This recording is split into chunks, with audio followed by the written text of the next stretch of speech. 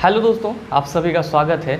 मैं हूं आलोक सिंह आतिश और आज के इस वीडियो सेशन में हम लोग बात करने वाले हैं बायोलॉजी के पहले सेट की। जी हां दोस्तों, इससे पीछे के क्लास में हम लोगों ने फिजिक्स और केमिस्ट्री के बारे में बहुत सारा चीज़ ग्रहण किया है, बहुत सारे न्यूमेरिकल कंसेप्ट, थ्योरेटिकल कंसेप्ट देख चुके हैं, लेकिन बायोलॉजी थोड़ा पीछे था और बायोलॉजी का वीडियो भी आपके पास बहुत कम अवेलेबल था। तो आज से हम लोग शुरुआत करने वाले हैं बायोलॉजी के पहले सेट से, जहाँ पे हम लोग ईच सेट 10 क्वेश्चन को सॉल्व करेंगे चारों ऑप्शन के साथ। और साथ ही साथ मैं आपको बता दूं कि ये सारे क्वेश्चन आपके प्रीवियस एग्जाम में पूछे हुए क्वेश्चन हैं। इससे क्या होगा कि आपको ये पता चलना शुरू हो जाएगा कि क्वेश्चन पूछे कहाँ से जाते हैं और पूछने का तरीका क्या होता है। तो आइए आज की सेशन की शुरुआत करते हैं और देखते हैं एग्जाम रेलेवेंट क्या कुछ सीख पाते हैं। आइए दोस्तों, आपका जो पहला क्वेश्चन है आज की सेशन का, क्वेश्चन नंबर 1 क्या पूछा है आपसे, बहुत ही आसान सा सवाल।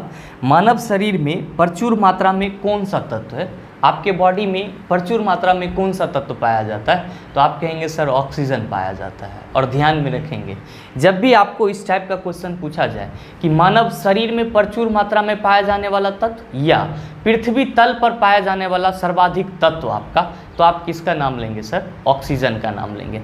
ध्यान में रखेंगे कि आपके शरीर में, या आप सिंपल कह सकते हो कि मानव शरीर में जो ऑक्सीजन की परसेंटेज होती है, O2 की परसेंटेज होती है, कितनी होती है सर? तो 65% होती है। कितनी होती है सर? 65%। और पृथ्वी तल पर जो ऑक्सीजन है वो कितना है सर? पृथ्वी तल पर ऑक्सीजन तो 46.71%। ध्यान में रखिएगा, जब आपसे पूछा जाए कि पृथ्वी तल पर सर्वाधिक मात्रा में पाए जाने वाला तत्व, तब आप क्या कहिएगा? ऑक्सीजन। मानव शरीर में प्रचुर मात्रा में पाए जाने वाला तत्व, तब आप क्या कहिएगा सर? ऑक्सीजन कहिएगा। मानव शरीर में कितना परसेंट पाया जाएगा? 65%। और पृथ्वी पर 46.71%। अब आप में से बहुत सारे मित्र कहेंगे कि सर क्या इस ऑप्शन में जो कार्बन है, तो कार्बन हमारे बॉडी में नहीं मिलता है, और अगर मिलता है तो कितना परसेंट होता है? तो ध्यान में रखेंगे कि आपके बॉडी में कार्बन की जो परसेंटेज होती है वो होती है 18%। कितनी होती है सर? 18%। आप कहेंगे सर आयरन भी है। जी हाँ सर, आपके बॉडी में आयरन भी पाया जाता है, और आपके बॉडी में जो आयरन का परसेंटेज होता है वो होता है 0.004%। कितना होता है सर? 0.004%। अब आप में से बहुत सारे कहेंगे कि सर नाइट्रोजन भी होता होगा। जी सर, नाइट्रोजन का परसेंटेज आपके बॉडी में कितना होता है? 3% होता है। कितना होता है सर? 3%। तो आपका जो क्वेश्चन पूछा गया है कि मानव शरीर में प्रचुर मात्रा में कौन सा तत्व है, तो आप क्या कहेंगे सर? मानव शरीर में प्रचुर मात्रा में ऑक्सीजन है। तो आपकी इस क्वेश्चन का जो सही आंसर होगा वो क्या हो जाएगा? ऑप्शन नंबर डी हो जाएगा। उम्मीद करते हैं इस चीज़ को आप समझ पाए होंगे। चलते हैं अगले क्वेश्चन की तरफ। आपका जो अगला क्वेश्चन है, क्वेश्चन नंबर 2, बहुत ही आसान सा सवाल और पिछले क्वेश्चन के कंसेप्ट पे आधारित है कि जैव तंत्र में संख्या की दृष्टि से सर्वाधिक बहुतायत में कौन सा तत्व पाया जाता है? तो आप फिर से क्या कहेंगे सर? ऑक्सीजन कहेंगे। मतलब आपकी इस क्वेश्चन का ऑप्शन नंबर बी क्या होगा सर? सही आंसर होगा।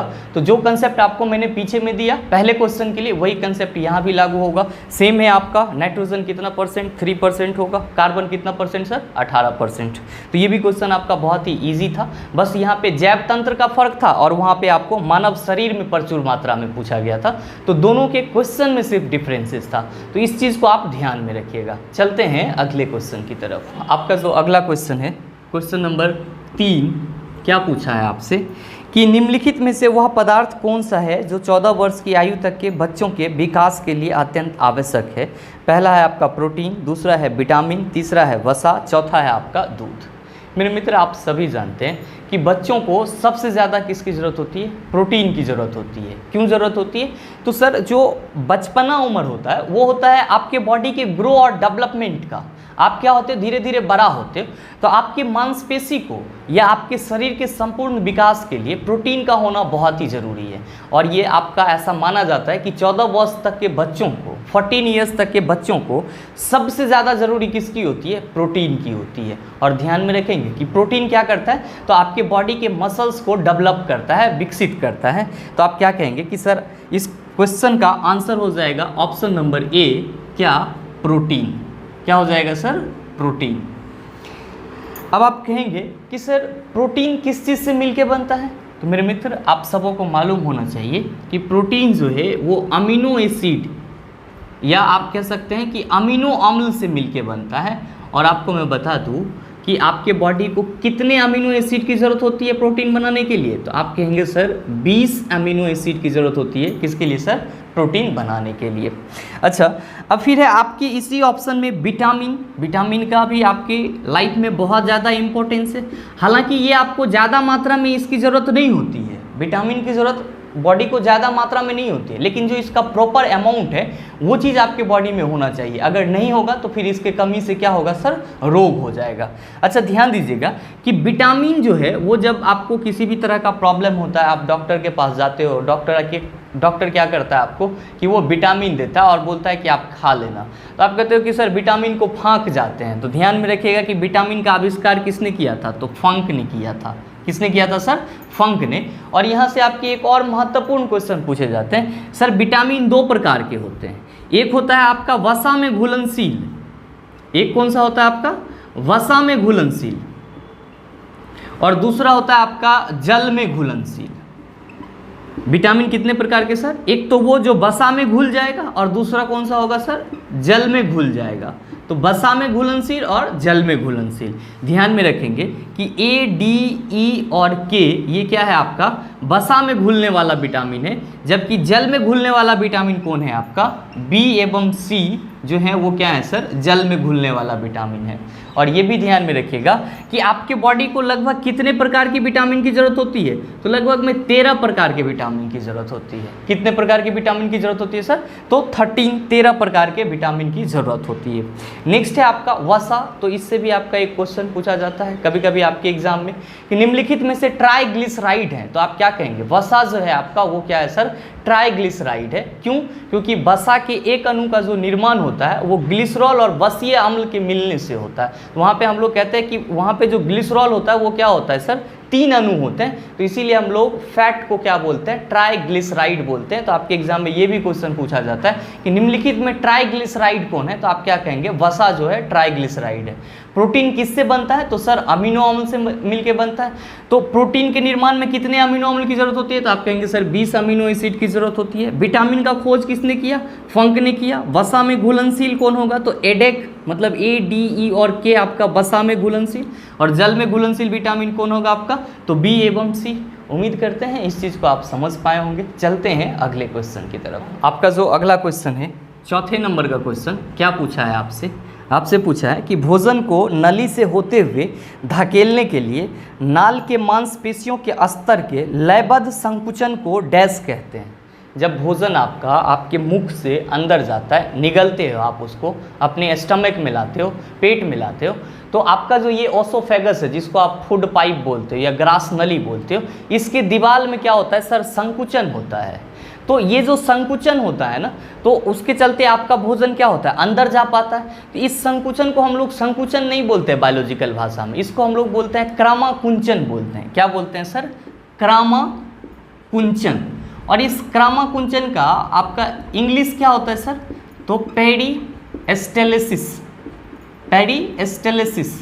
अब कहिएगा कि सर ये पेरिस्टेलेसिस क्या है? तो ये एक ऐसी प्रक्रिया है जिसमें आपके ग्रास नली के जो मांसपेशी हैं उसमें संकुचन के चलते भोजन क्या होता है? अंदर नीचे जाता है।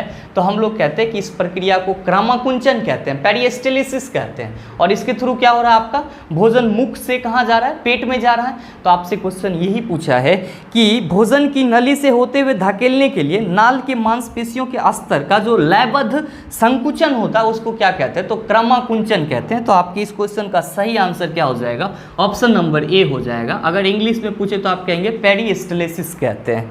अच्छा, नेक्स्ट आपका एक और इसमें सबसे इंपॉर्टेंट ऑप्शन दिया हुआ है जो आपके एग्जाम में बार बार मिलता होगा। पहला तो आपका ऑप्शन बी में दिया हुआ है सरलीकरण, तो कोई बात नहीं है, कॉम्प्लेक्स मटेरियल को सरल मटेरियल में लाएंगे, उसी को हम लोग सरलीकरण बोलेंगे। लेकिन यहाँ पे आपका दिया हुआ ऑप्शन सी में बिंदु स्त्राव, ये क्या होता है? तो ध्यान में रखेंगे मित्रों, बिंदु स्त्राव को हम लोग क्या कहते हैं? गुटेशन कहते हैं। क्या कहते हैं? गुटेशन कहते हैं। और ये है क्या? तो प्लांट में जो ट्रांसपीरेशन होता है, वाष्पोत्सर्जन होता है। क्या होता है सर?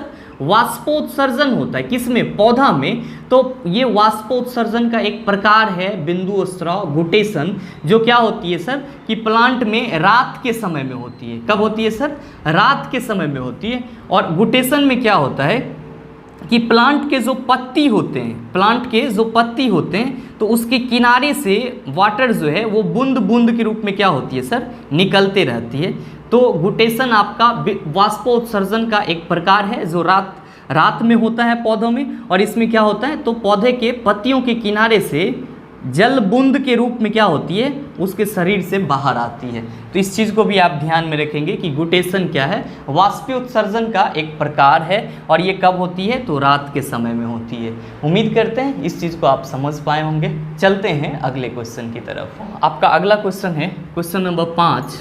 क्या पूछ रहा है आपसे, विटामिन B6 की कमी से पुरुष में हो जाता है, आप सभी कहेंगे, और रक्तता, जिसको हम लोग क्या कहते हैं, एनीमिया कहते हैं। तो आपकी इस क्वेश्चन का सही आंसर क्या हो जाएगा, ऑप्शन नंबर डी, और रक्तता। क्या सर, और रक्तता। और ये किसकी कमी से होता है सर, तो विटामिन B6 की कमी से होता है। किसकी कमी से, विटामिन B6 की कमी से। मित्रों, कभी कभी आपसे विटामिन B6 का रासायनिक नाम भी पूछ लिया जाता है आपके एग्जाम में। तो क्या कहेंगे सर कि विटामिन B6 का जो रासायनिक नाम है वो क्या है, पायरिडॉक्सिन। क्या है सर, पायरिडॉक्सिन। अब आप कहेंगे कि सर और भी ऑप्शन में विटामिन है, जैसे कि आपका विटामिन नहीं है, और भी अलग अलग तरह के रोग हैं, जैसे कि आपका है रिकेट्स। तो आप कहेंगे सर ये विटामिन डी के कमी के चलते होता है। कौन सी विटामिन के चलते सर, विटामिन डी के चलते। विटामिन डी के कमी के चलते रिकेट्स बीमारी होता है, जिसको हम लोग सूखा रोग भी कहते हैं। और ध्यान में रखिएगा कि विटामिन डी का जो रासायनिक नाम होता है वो क्या होता है, कैल्सीफिरॉल होता है। क्या होता है सर, कैल्सीफिरॉल। अच्छा, आप कहेंगे कि सर ऑप्शन में एस्कर्बी भी है। ऑप्शन में क्या है सर, एस्कर्बी भी है। तो आप सबों को पता है कि विटामिन सी के कमी से होता है। किसके कमी से सर, विटामिन सी के कमी से। और विटामिन सी का रासायनिक नाम हम लोग क्या कहते हैं, एस्कॉर्बिक एसिड। ध्यान रखिएगा कि इन सब से भी आपके एग्जाम में क्वेश्चन पूछे जाते हैं। हिंदी थोड़ा सा ज़्यादा लटपटा के रहता है, इंग्लिश थोड़ा फ्रेश रहता है। तो इसको हम लोग क्या कहते हैं सर, एस्कॉर्बिक एसिड कहते हैं। किसको, विटामिन सी को। और इसके कमी से कौन सा रोग होता है, तो सर एस्कर्बी रोग होता है। नेक्स्ट है आपका बेरी। तो मित्र याद रखेंगे कि बेरी जो है आपका वो विटामिन B1 के कमी से होता है। किसके कमी से होता है, B1 के कमी से। और जब आपसे विटामिन B1 का रासायनिक नाम पूछा जाए तो आप कहेंगे सर थायमीन होता है। क्या होता है सर, थायमीन होता है। तो आपसे जो क्वेश्चन पूछा गया है कि विटामिन B6 की कमी से पुरुष में हो जाता है, तो अरक्तता, एनीमिया। तो आपके इस क्वेश्चन का सही आंसर ऑप्शन नंबर डी। चलते हैं अगले क्वेश्चन की तरफ। आपका अगला क्वेश्चन है क्वेश्चन नंबर 6। बहुत ही आसान सा सवाल, बहुत बार आप लोग इसको बनाए होंगे। अस्थियों से मांसपेशियों को जोड़ने वाला संयोजी उत्तक डैश कहलाता है। ध्यान दीजिएगा, आपको दो क्वेश्चन बार बार पूछता है। पहला, अस्थि मांसपेशी को जोड़ने वाला संयोजी ऊतक, या आप कह सकते हैं मसल्स को जोड़ने वाला, बोन और मसल्स को जोड़ने वाला। ध्यान में रखेंगे कि जब भी बोन और मसल्स पूछे आपको तो आप क्या कहेंगे सर, टेंडम कहेंगे। क्या कहेंगे, टेंडम। और इसका हिंदी क्या होता है सर, कंडरा होता है। क्या होता है, कंडरा। और जब आपसे क्वेश्चन में पूछे कि अस्थि से अस्थि को जोड़ने वाला, अस्थि से अस्थि को जोड़ने वाला मतलब क्या, कि बोन और बोन एक साथ जुड़ रहा हो, बोन और बोन एक साथ जुड़ रहा हो, तो इस दोनों के बीच को जोड़ने, इस दोनों को जोड़ने वाला कौन होता है सर, तो आप कहेंगे सर लिगामेंट। क्या कहेंगे सर, लिगामेंट कहेंगे, जिसका हिंदी क्या होता है, स्नायु होता है। क्या होता है सर, स्नायु होता है। तो ये दो चीज़ में कन्फ्यूजन रहता है। बोन और मसल्स पूछे तो टेंडम कहेंगे, बोन पूछे तो लिगामेंट कहेंगे। आपसे क्वेश्चन क्या पूछा है, अस्थियों से मांसपेशियों को जोड़ने वाला संयोजी ऊतक क्या कहलाता है, तो आप कहिए सर टेंडम, कंडरा कहलाता है। तो आपकी इस क्वेश्चन का सही आंसर क्या हो जाएगा, ऑप्शन नंबर ए हो जाएगा। तो उम्मीद करते हैं इस क्वेश्चन को आप समझ पा रहे होंगे। चलते हैं अगले क्वेश्चन की तरफ। आपका जो अगला क्वेश्चन है क्वेश्चन नंबर 7, क्या पूछ रहा है आपसे पूछ रहा है कि निम्नलिखित में से कौन सी ग्रंथि सेक्स हार्मोन का स्राव करती है। मेरे मित्र आप सबों को मालूम होना चाहिए, एड्रिनल ग्रंथि। आपके इस क्वेश्चन का ऑप्शन नंबर ए, एड्रिनल ग्रंथि। ये क्या करती है सर, तो सेक्स हार्मोन का स्राव करती है। अब आप में से बहुत सारे कहेंगे कि थायराइड ग्रंथि क्या करती है, तो थायराइड ग्रंथि थायरॉक्सिन नामक हार्मोन्स को रिलीज करती है। अच्छा, हम लोग सिर्फ पढ़ रहते हैं कि कि थायराइड ग्रंथि थायरॉक्सिन हार्मोन को स्रावित करती है, लेकिन थायरॉक्सिन हार्मोन का आपके लाइफ में यूज़ क्या है? तो ध्यान में रखिएगा कि थायरॉक्सिन हार्मोन जो है वो कोशिकीय शोषण जो होता है उसमें तेजी लाता है, या आप कह सकते हैं कि कोशिकीय शोषण को सुचारू रूप से चलाता है, या कोशिकीय शोषण में वृद्धि लाता है, ये भी आप कह सकते हैं। पिट्यूटरी ग्लैंड्स है तो इसको हम लोग मास्टर ग्रंथि बोलते हैं। क्यों बोलते हैं? क्योंकि आपके इंडोक्राइन ग्लैंड से जितने भी हार्मोन सेक्रेट्स होते हैं उन सब का नियंत्रण कौन करता है सर? तो प्यूस ग्लैंड्स करता है। और ध्यान में रखेंगे कि पिट्यूटरी ग्लैंड से ही आपका कौन सा हार्मोन रिलीज होता है? तो वृद्धि हार्मोन रिलीज होता है। नेक्स्ट है आपका तेल या सेबेसियस ग्रंथि। मेरे मित्र, ये ग्रंथि आपके त्वचा में पाया जाता है। अच्छा, त्वचा की एक और ग्रंथि से आपके एग्जाम में सवाल पूछा जाता है कि निम्नलिखित में से किस ग्रंथि से पसीना निकलता है? तो आप कहेंगे स्वेद ग्रंथि। कहाँ रहता है सर? त्वचा में रहता है। और सेबेसियस ग्रंथि भी कहाँ पे रहता है सर? तो त्वचा में रहता है। ये आपके बाल के नीचे पाया जाता है। और जनरली इसका काम क्या होता है कि ये वसामय पदार्थ या फिर तेलीय जैसा पदार्थ को रिलीज करता है, जिससे कि आपका स्किन जो होता है वो सॉफ्ट रहता है और वाटर प्रूफ होता है। स्किन पे जब आप पानी डालते हैं तो वो क्या होता है, आपका बूंद बूंद टाइप बच जाता है, तो आपको लगता है कि इस पे पहले से ही तेल है। नहीं, वो आपके जो स्किन में सेबेसियस ग्लैंड उपस्थित हैं वो तेल या वसा जैसे पदार्थ का सेक्रेशन करते रहते हैं, जिसके चलते आपका स्किन क्या हो जाता है? सॉफ्ट हो जाता है और वाटर प्रूफ हो जाता है, जल रोधक हो जाता है। उम्मीद करते हैं इस चीज़ को आप समझ पाए होंगे। चलते हैं अगले क्वेश्चन की तरफ।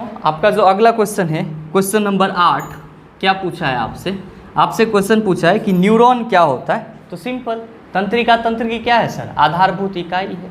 और एक चीज़ और ध्यान में रखिएगा कि आपसे कभी कभी आपके एग्जाम में ये भी पूछा जाता है कि सबसे लंबी कोशिका किसकी होती है? तो आप कहेंगे तंत्रिका तंत्र की होती है। तो आपकी इस क्वेश्चन का सही आंसर क्या हो जाएगा सर? ऑप्शन नंबर डी हो जाएगा। चलते हैं अगले क्वेश्चन की तरफ। आपका जो अगला क्वेश्चन है 9वें नंबर का क्वेश्चन, क्या पूछा है आपसे पूछा है कि 5 जगत वर्गीकरण किसने किया था? अभी जो हम लोग बायोलॉजी में 5 किंगडम पढ़ रहे हैं, किसके बारे में?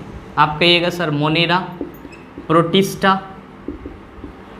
फंगी, प्लांटी और एनिमिलिया। इन सब के बारे में जो पढ़ रहे हैं इसी को हम लोग क्या बोलते हैं? 5 किंगडम बोलते हैं, 5 जगत बोलते हैं। और इसके खोजकर्ता कौन थे सर? तो विटेकर्थ। तो आपकी इस क्वेश्चन का सही आंसर क्या हो जाएगा सर? ऑप्शन नंबर ए हो जाएगा। ठीक है। अब आप कहेंगे कि सर हमारे ऑप्शन में हैकेल भी है। तो ध्यान में रखिएगा कि हैकेल जो थे वो ऐसे वैज्ञानिक थे जिन्होंने इकोलॉजी को पूरी तरह से व्यवस्थित करके परिभाषित किया था, पारिस्थितिक विज्ञान जिसको हम लोग बोलते हैं। और साथ ही साथ अगर आपसे कभी ये क्वेश्चन पूछ दे कि पारिस्थितिक विज्ञान शब्द का यूज सबसे पहले किसने किया, या पारिस्थितिकी शब्द का यूज सबसे पहले किसने किया, तो आप कहेंगे रीटर।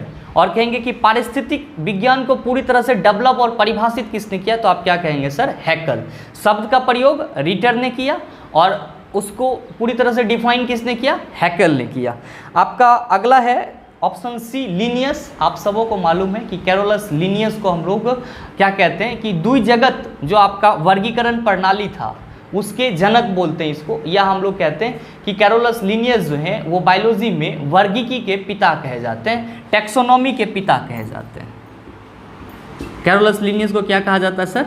बायोलॉजी के वर्गीकी, टैक्सोनॉमी का जनक बोला जाता है। और मेरे मित्र आपसे पूछा गया है, अब आपका नेक्स्ट ऑप्शन है कॉपलैंड। तो ध्यान रखेंगे कॉपलैंड के बारे में कि कॉपलैंड ऐसे पहले वैज्ञानिक थे जिन्होंने एक कोशिकीय जीव को, यूनिसेलुलर ऑर्गेनिज्म को, एक कोशिकीय जीव को किस में डिवाइड करा सर?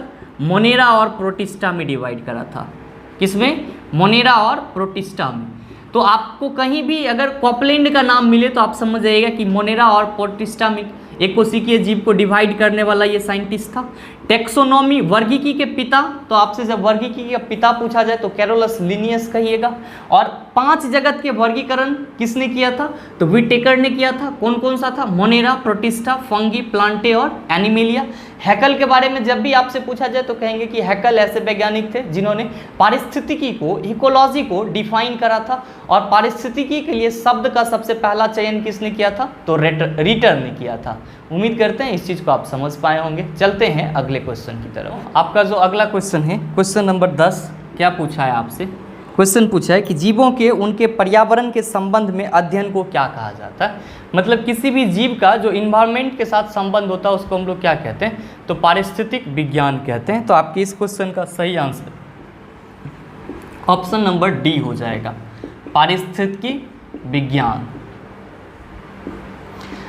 दोस्तों यहाँ पे ध्यान देंगे एक सबसे अहम बात कि हम लोग कंफ्यूज करते रहते हैं। पहला चीज़ क्या कि इकोलॉजी, इसको हम लोग बोलते हैं पारिस्थितिकी, और जब यहाँ पे इकोसिस्टम लगा हुआ रहे, इकोसिस्टम लगा हुआ रहे, तब इसको हम लोग बोलते हैं पारिस्थितिक तंत्र। क्या बोलते हैं, पारिस्थितिक तंत्र। ध्यान में रखिएगा, इकोलॉजी या पारिस्थितिकी शब्द का पहला प्रयोग किसने किया था, रिटर ने किया था। इसको पूरी तरह से परिभाषित किसने किया था, हैकल ने किया था। लेकिन अगर आपके एग्जाम में पूछा जाए क्वेश्चन कि इकोसिस्टम को सर्वप्रथम किसने पारिस्थितिक तंत्र का नाम दिया था, तो आप क्या कहेंगे, टांसले। किसने नाम दिया था सर, टांसले ने नाम दिया था। तो इस दोनों के डिफरेंसेस को आप ध्यान में रखेंगे ताकि अगर कहीं पे ये मिले तो आप उस पर कंफ्यूज ना करें। दोस्तों उम्मीद करते हैं यहाँ तक के सारे क्वेश्चन को आप आसानी से समझ गए होंगे, और अब इससे संबंधित कहीं भी आपको किसी भी तरह का क्वेश्चन पूछा जाएगा तो अब आप उसका जवाब आसानी से दे सकते हैं। अगर आपको वीडियो अच्छा लगा होगा तो वीडियो को लाइक कीजिएगा, शेयर कीजिएगा, और हाँ, चैनल पे नए हैं तो सब्सक्राइब करके बेल आइकन दबा लीजिएगा ताकि इस तरह के एग्जाम रिलेवेंट वीडियो सबसे पहले आपके पास पहुँचे और आप उसका भरपूर फ़ायदा उठा पाए। मिलते हैं हम लोग फिर अगले वीडियो सेशन में, तब तक के लिए best of luck, thank you, have a nice.